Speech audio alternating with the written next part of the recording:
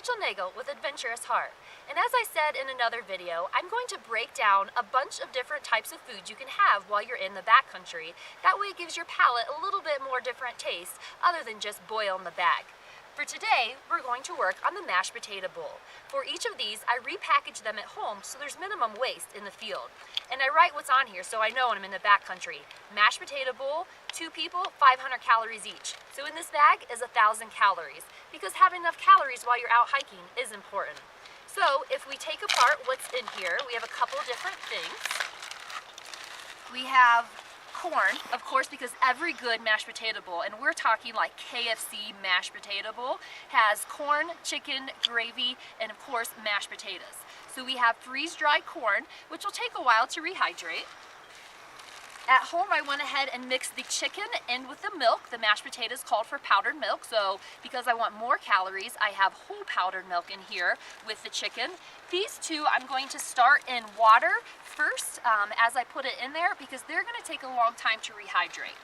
Then, after I have them rehydrated to the consistency that I want, I'm going to make sure it's boiling. I'm going to add some brown gravy mix. And then when it's almost ready, I'm going to remove it from the heat and stir in my mashed potatoes. To be able to make this start and work, I do need water. We're still working on exactly how much water, but for this one I'm going to go with 3 cups or 24 ounces to be able to start. So to be able to do this, I'm going to take my steel pot and add water to it first.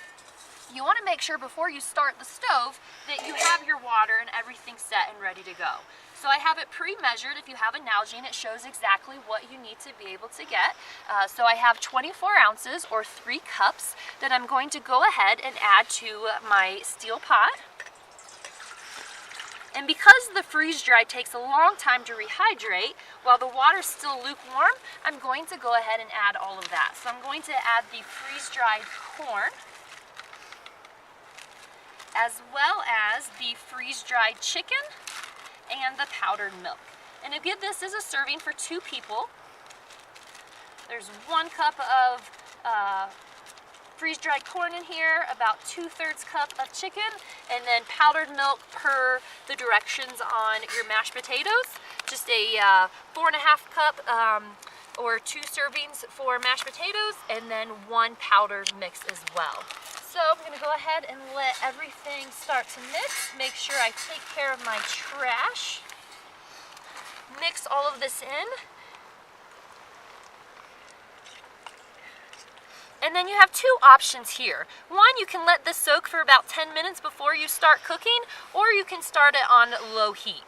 For this one, I think I'm going to go ahead and let it soak for about 5 minutes to make sure that it gets rehydrated properly. Again, the freeze-dried takes a while. So we're going to wait 5 minutes, and then we're going to jump ahead and start it on a slow boil. Now that it's been about 5 minutes and the corn, milk, and chicken has had a chance to be able to rehydrate, we're going to go ahead and get the stove ready. When you're getting the stove ready, a couple things you want to keep in mind. One, you want to make sure you have a relatively level surface. So I found a nice spot here that's level so that when I put the pot on, it will remain relatively level. I also want to make sure that I'm in a stance that if my pot starts to fall, I can get out of the way real quick. So I don't want to be sitting on the ground next to it where it could fall on me. So propped up on this rock with my feet kind of angled away allows me to be able to be quick, or I could be down like this. So to be able to start it, again, whichever type of stove you have, go ahead and start your stove. Once your stove's started, you're going to go ahead and use those pot grips. And you can see by my pot grips, I actually have a little menu that has all of the directions for all of the meals I'm going to cook while I'm out here. You can see the mashed potato bowls right here, 2 servings, and all the stuff in it. On this particular one, I have a bag chicken instead of freeze-dried chicken. Whatever type you decide to use is great. Freeze-dried, of course, is a little bit lighter. So now that I have my stove on, I'm going to go ahead and use my pot grips to be able to put it on. Make sure there's nothing on the bottom that will catch fire. Go ahead and make sure it's nice and level. And I'm going to do it where it's a slow boil, so again they can go ahead and continue to rehydrate. Putting the lid on, again using those pot grips. And then anytime I do stir it, I'm going to make sure that I use the pot grips so that I don't spill my meal. All right, so it's almost ready. I think it's about to a boil, so we're gonna go ahead and use our pot grips. Good, we have a great boil going on. So again, we wanna use these pot grips to be able to, anytime that we stir it, since we have a good boil going on, we are going to turn down the heat on our stove to almost off, but not quite. And then we're going to add our gravy. So when you add the gravy, make sure you hold it over the bowl so we don't get any remnants out here. And then once you kind of have it open, go ahead and make sure all the powder's at the bottom as you open it the rest of the way. And then go ahead and pour it in. And then go ahead and give it a nice stir as you have that slow boil. It kind of likes to clump, so you have to whisk it as best as you can. All right, so when you have a good boil here, what you're gonna do is go ahead and turn the stove off and then set your pot on a nice sturdy place as you add the mashed potatoes, making sure your spoon doesn't fall into the bowl. So grab your mashed potatoes, being careful not to get it anywhere but in the pot. You can go ahead and stir as you add your mashed potatoes in. And these are instant mashed potatoes, so you're gonna go ahead and stir it till a nice consistency. So now that it's all stirred in, we're gonna go ahead and wait 5 minutes, and then we'll go ahead, fluff it one more time, and it should be ready to eat. So put the lid on, and in 5 minutes, we'll be ready. So while we're waiting for that for 5 minutes, we're gonna go ahead and make sure that we clean up. So again, we minimize the trash by being able to repackage as much as we could.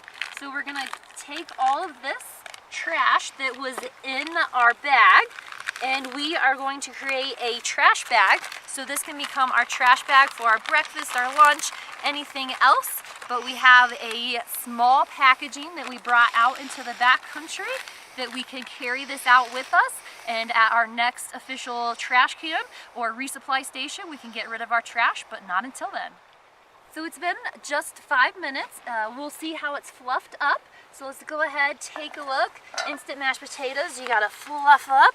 So we'll go ahead, fluff them up. So it looks like we have some pretty good consistency, not leathery, not too watery. So it should be pretty good. If you're sharing this, you can go ahead and dish it out into a bowl. This is a 2-person serving, so I will be sharing this with the cameraman, my husband back there. So I'll dish some out for him to be able to try, and then to eliminate doing extra dishes, I have a tendency to use the pot to be able to eat directly out of there. So let's see how it tastes.